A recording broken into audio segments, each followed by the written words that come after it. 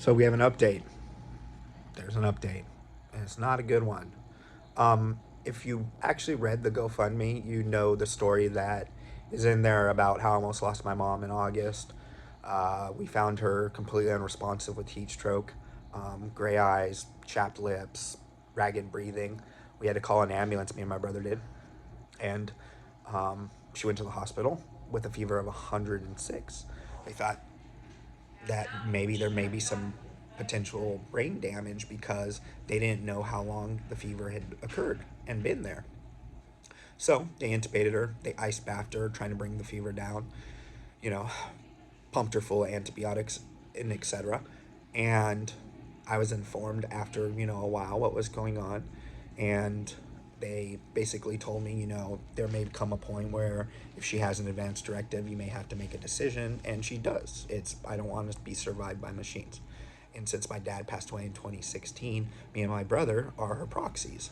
So we have to make the decision, right? Basically, I told him I don't want to do anything until we've exhausted all options. She was intubated for 15 days. I think, well, 12 to 15, I don't remember exactly. But basically, the doctors informed me that the longer she's on it, the less likely she is to come out. So at that point, like in the GoFundMe, I started drinking to cope with the situation.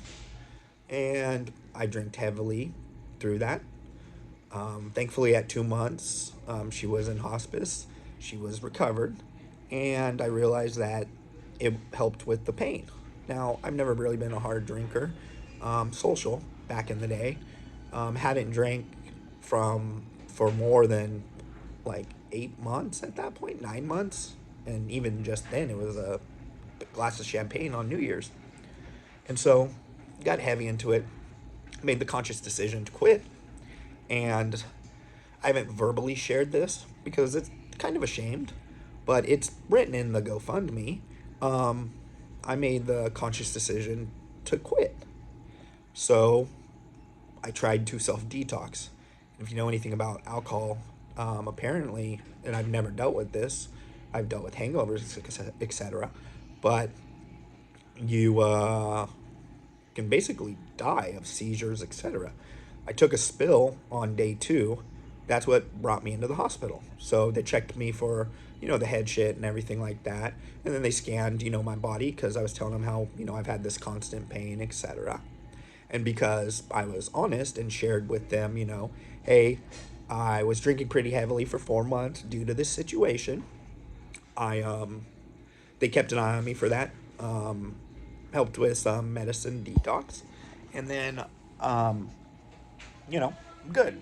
Like 20 days without drinking at this point. It's good.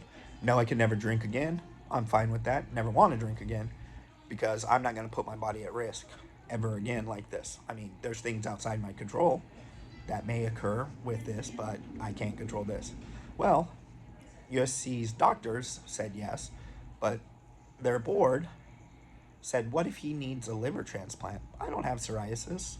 They don't know the whole story because the doctors here, unfortunately, didn't include that I've had the pain since February. That the reason why I started drinking as I were for the just a little under 4 months was because of the situation with my mom, and then to mask the pain and sleep because I was having a hard time sleeping due to all the pain I was in. And so the board basically said, well, what if he needs a liver transplant? He may go back to drinking, or probably will.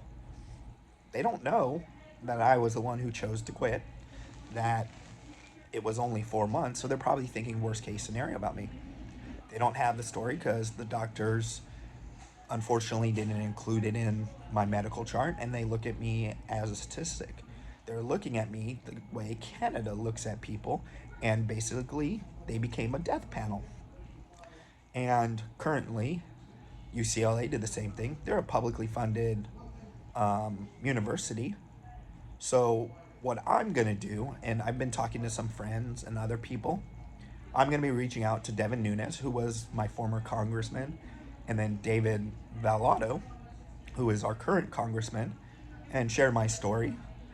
Try to get them to press the two public universities, or at least share my story out and potentially get some negative views on USC or, you know, whatever, to get them to say, you need to hear this guy's story and actually give him the time of day instead of assuming the worst in a person. Because I don't have psoriasis of the liver, so I clearly wasn't drinking heavily for a long time. I made the conscious choice to quit myself, and that should be pressure enough and power enough to say, hear him out.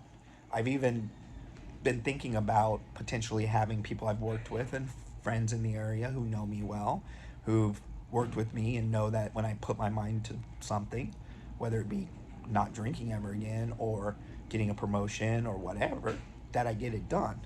And I don't stop until it does. I'm not that person. I am a fucking bastard fighter. And I put my mind to something and I get it done. I have no problem never drinking again.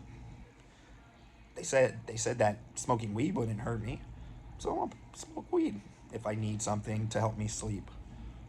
But hopefully, once I get somewhere to take me and do this surgery, that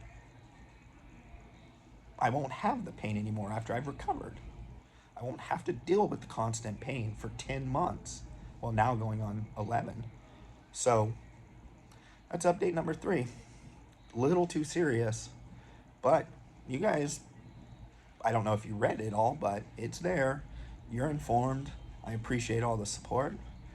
Um, I just hope that they actually do something for me, because essentially pushing it back, these boards of these university hospitals are potentially signing my death certificate. If I have to get the Whipple procedure because it spreads to the head of the pancreas, yeah, it gets rid of the cancer, but it gets me 3 to 5 additional years of life. That's it. So the sooner it gets done, the better. And the fact that these universities, board members, medical board, or whatever it is making the final call, are saying this without having the full story, without letting me advocate for myself. I could Skype in, I could send them a video conference call, something. Let me speak for myself, see who I am, get to know the person behind the chart, you know? Thank you so much for everything, guys. I know this is a long update. I hope you watch it all. So, peace.